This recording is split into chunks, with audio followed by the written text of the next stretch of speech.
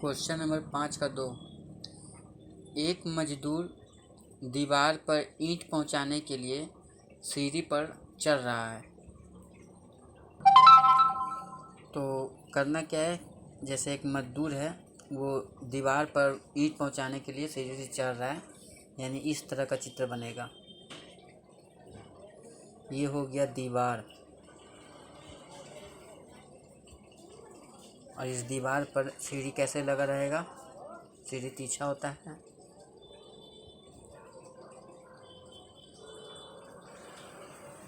इस तरह का एक सीढ़ी लगा हुआ है।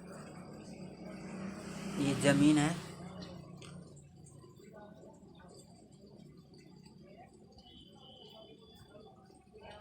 इसको सी मान लेते हैं। ये हो जाएगा समकोण। जब मजदूर दीवार पर ईंट पहुंचाने के लिए सीढ़ी से चढ़ता है तो ऐसा ही फिगर बनना चाहिए उसके लिए। अब क्वेश्चन पढ़कर देखते हैं आगे क्या कह रहा है। एक मजदूर दीवार पर ईंट पहुंचाने के लिए सीढ़ी पर चढ़ रहा है, जिसका ऊपरी सिरा, देखिए, जिसका ऊपरी सिरा दीवार के शीर्ष तक पहुंचता है। तो जिसका ऊपरी सिरा, सीढ़ी का जो ऊपरी सिरा है वो दीवार के शीर्ष तक पहुंचता है, यानी ए तक पहुंचता है। दीवार की ऊंचाई 15 मीटर है। दीवार 15 मीटर ऊंचा है, यहाँ पर लिख दीजिए 15 मीटर। अब आगे क्या कह रहा है, तथा सीढ़ी का भूमि तल के साथ बना कोण 60 डिग्री है। सीढ़ी का यानी एसी का भूमि तल के साथ यानी बीसी के साथ बना कोण 60 डिग्री है। तो सीढ़ी और भूमि 60 डिग्री का कोण बना रहा है। यहाँ पर 60 डिग्री लिखाएगा। तो क्वेश्चन कह रहा है कि सीढ़ी के ऊपरी सिरे तक चढ़ने के लिए मजदूर द्वारा तय की गई दूरी निर्धारित करें। सीढ़ी के ऊपरी सिरे तक चढ़ने के लिए मजदूर द्वारा तय की गई दूरी। तो मजदूर सीढ़ी के ऊपरी सिरे तक चढ़ने के लिए कितनी दूरी तय करेगा, जितना सीढ़ी की लंबाई होगी उतना ही सीढ़ी की लंबाई के बराबर वो दूरी तय करके दीवार तक पहुंचेगा। इसका मतलब हुआ कि हम लोग को सीढ़ी का लंबाई निकालना पड़ेगा, वही मजदूर द्वारा तय की गई दूरी होगा। अब चित्र में देखेंगे, सबसे पहले चित्र को डिफाइन करेंगे, लिखेंगे ए बी बराबर दीवार की ऊंचाई। चित्र में ए बी बराबर दीवार की ऊंचाई बराबर 15 मीटर।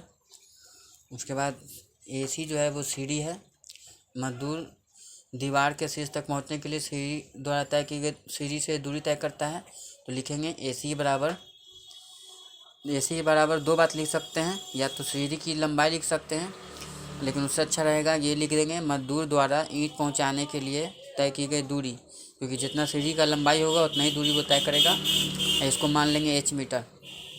उसके बाद एंगल दिया हुआ है, एंगल ए सी बी बराबर 60 डिग्री। और अब बनाने का प्रोसेस लिखेंगे समकोण त्रिभुज ए बी सी में।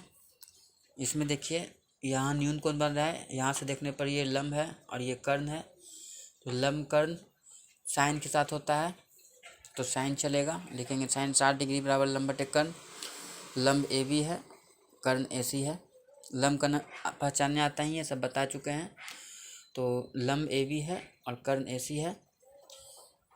रूट साइन 60 का मान होता है √3/2। ए बी का मान 15 मीटर, ए सी का मान h मीटर।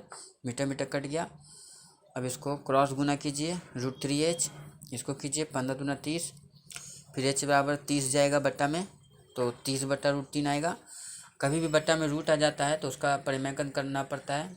लिखेंगे हर का परिमेयकन करने पर तो h बराबर आ जाएगा 30/√3 गुना, इसी को एक बार अंश में और इसको एक बार हर में गुना करेंगे, यानी √3/√3 करना पड़ेगा। तो 30 को √3 से गुना करने पर आएगा 30√3, और √3 को √3 से गुना करने पर सिर्फ 3 आएगा। 3 से 30 को काट देंगे 10 बार में, तो h का मान आएगा 10√3। लास्ट में लिखेंगे अतः ईंट पहुंचाने के लिए मजदूर द्वारा तय की गई दूरी बराबर ए सी मतलब h मीटर, और h का मान आया है वो भर देंगे, यानी 10√3 मीटर। इस तरह से बनेगा।